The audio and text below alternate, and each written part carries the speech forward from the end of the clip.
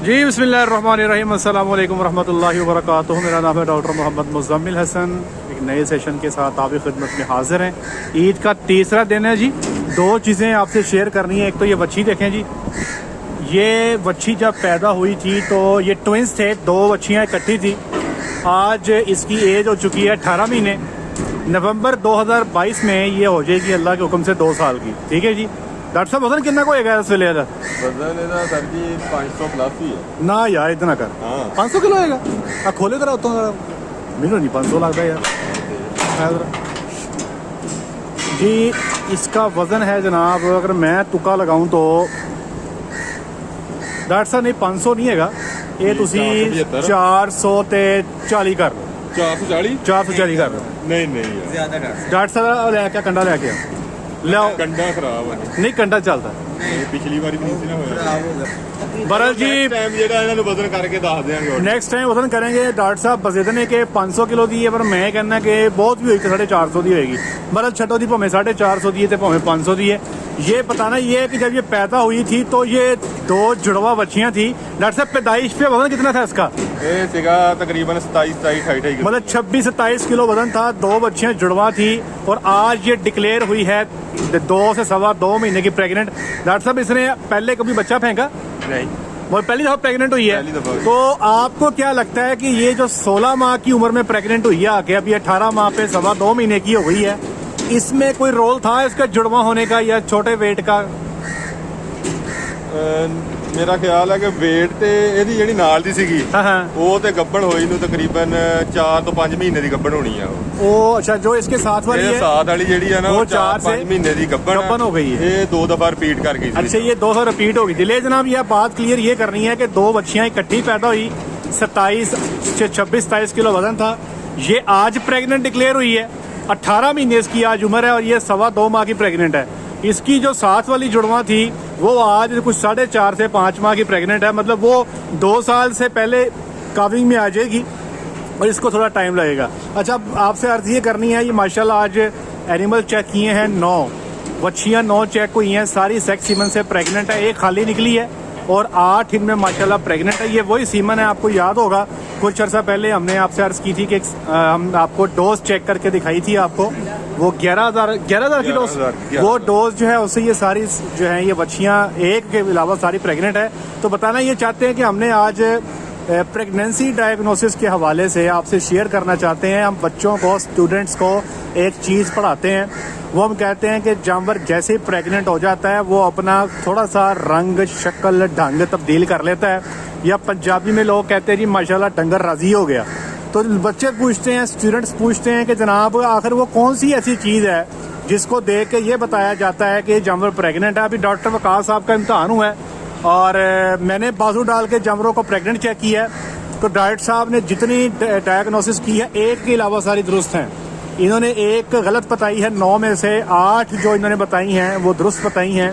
जो ये गब्बन बताते गए हैं वो गब्बन निकली है। एक पे इन्होंने गलती खाई है और बाकी जानवर जो हैं वो अल्हम्दुलिल्लाह प्रेग्नेंट डिक्लेयर हुए। तो डॉक्टर साहब स्टूडेंट्स भी सुन रहे हैं, वेटनरी डॉक्टर्स भी सुन रहे हैं, एलईडीज भी सुन रहे हैं, आप कौन सी चीज़ देखते हैं एनिमल को 35-40 दिन की जिसको इंसेमिनेशन हुई है, कैसे डिक्लेयर करते हैं कि ये कब्बन है या खाली है? फार्म पे रह के जब भी हम पी टेस्ट करते हैं तो यहाँ पे ये हम हल्का सा शुगर मेला जरूर लगाते हैं। डॉक्टर साहब ਉੱਚੀ बोलना जरा।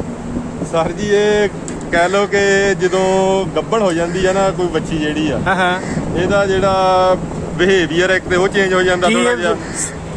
सुबह लेट नहीं, सुबह ਨੂੰ ਛੇਤੀ ਉੱਠਦੀ ਹੈ, ਰਾਤ ਨੂੰ ਛੇਤੀ ਸੋ ਜਾਂਦੀ ਹੈ। ਉਹ ਥੋੜਾ ਜਿਹਾ ਨਾ ਹਾਂ। ਕਹਿ ਲਓ ਕਿ ਰਿਲੈਕਸ ਹੋ ਜਾਂਦੀ ਆ। ਕੀ ਰਿਲੈਕਸ? ਪਹਿਲੇ ਜਿਹੜਾ ਨਾ ਜੇ ਅਗਰ ਕਹਿ ਲਓ ਕਿ ਤੁਸੀਂ ਥੋੜਾ ਜਿਹਾ ਨੱਚਣ ਟੱਪਣ ਵਾਲੀ ਸੀ ਨਾ, ਹਾਂ ਉਹ ਥੋੜਾ ਜਿਹਾ ਨਾ ਰਿਲੈਕਸ ਹੋ ਜਾਂਦੀ ਆ, ਉਹ ਉਹਨਾਂ ਮਸਤੀਆਂ ਦੇ ਵਿੱਚ ਨਹੀਂ ਆਉਂਦੀ। ਅੱਛਾ, ਉਹ ਇਹ- ਬਿਲਕੁਲ ਕੂਲ ਤੇ ਕਾਮ ਰਹਿੰਦੀ ਆ, मतलब अच्छी बच्ची बन जाती है। ਅੱਛੀ ਬੱਚੀ ਬਣ ਜਾਂਦੀ ਆ। अच्छा यार तंग नहीं करती, खा लिया पी लिया सो लिया हक लिया बस। ਹਾਂਜੀ ਆ ਹੁਣ ਕੱਢ ਕੇ ਵੀ ਲਿਆਓ ਨਾ ਤੇ ਜਿਹੜੀ ਨਾਨ ਪ੍ਰੈਗਨੈਂਟ ਕੱਢ ਕੇ ਲਿਆਉਂਦੇ ਇਹੀ ਕਰਨੀ ਹੁੰਦੀ ਆ, ਹਾਂ। ਉਹ ਭਜਾ ਭਜਾ ਕੇ ਮਾਰ ਦਿੰਦੀਆਂ ਉਹ। सही है। ਇਹ ਜਿਹੜੀਆਂ ਨਾ ਇਹ ਹੁਣ ਜਿਹੜੀਆਂ ਨੇ ਬਿਲਕੁਲ ਐ ਰਿਲੈਕਸ ਹੋ ਕੇ ਜਿਹੜੀਆਂ ਨਾ ਆਈਆਂ ਵਾ। अच्छा एक तो आप कह रहे हैं कि रिलैक्स हो जाती हैं। अच्छा और ਦੂਸਰਾ ਜਿਹੜਾ ਨਾ ਇਹਨਾਂ ਦੀ ਜਿਹੜਾ हेयर कोट हैगा आ वो बहुत स्मूथ ਤੇ शाइनी ਜਿਹਾ ਹੋ ਜਾਂਦਾ ਵਾ। नहीं जी, डॉक्टर साहब का दूसरा पॉइंट ये है कि ये बच्चियों का जो हेयर कोट है ये शाइनी हो जाता है, चमकने लग जाती हैं।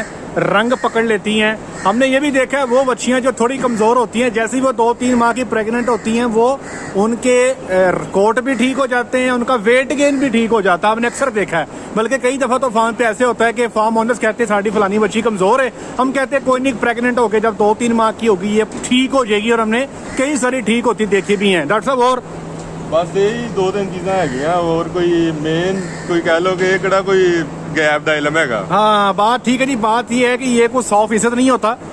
फार्म पे चूंकि काम करने की वजह से एनिमल का बिहेवियर हमारे सामने होता है, हमें चीज़ों का अंदाज़ा हो जाता है।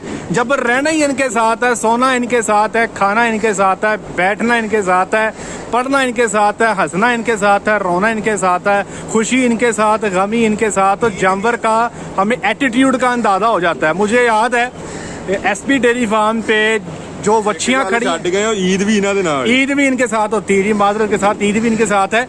SP डेयरी फार्म पे जो बच्चियां खड़ी हैं, मुझे उनकी माँ की माँ की माँ, मतलब 4थी जनरेशन तक का रिकॉर्ड ज़ुबानी याद है, तो मुझे उनका सारा ज़ुबानी याद है कि इनका बिहेवियर क्या है।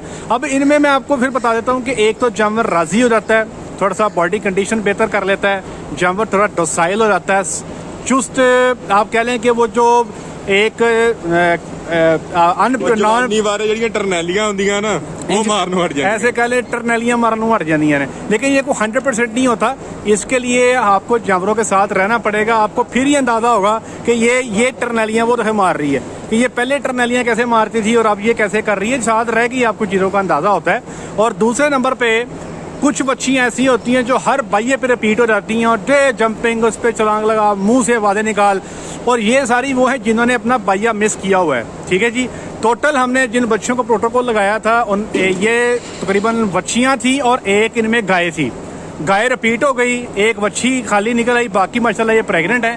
तो ये आखिरी जो हमारा सीजन था प्रोटोकॉल का ब्रीडिंग का, उसमें ये रिजल्ट हमें मिले हैं। और अभी डॉक्टर साहब बस जिद हैं, ये इन्होंने 30 गायें निकालनी हैं, और ये कहते हैं कि हमने सेक्स सीमन के साथ उनको प्रेग्नेंट करना है।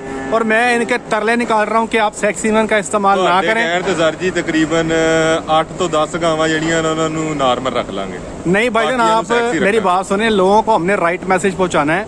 आप 30 गायों को अभी ग्रुप में लगा रहे हैं, अभी आप ग्रुप लगाते हैं मई की, आज 5 तारीख है।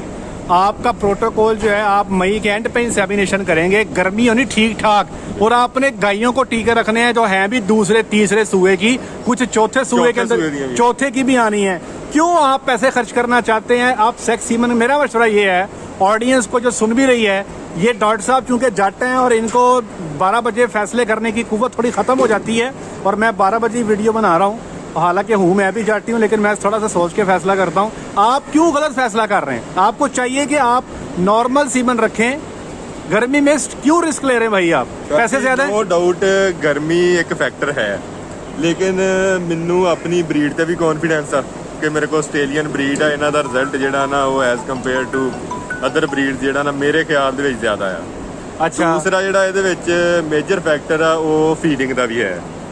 भाई मेरे प्यारे भाई, आप जितनी मर्जी फीडिंग अच्छी कर लें, जितना मर्जी अच्छी आपकी ब्रीड हो, लेकिन आप एक बात बताएं, जितना रिजल्ट आपको नॉर्मल सीमन से मिलेगा उतना आपको सेक्स से मिल जाएगा?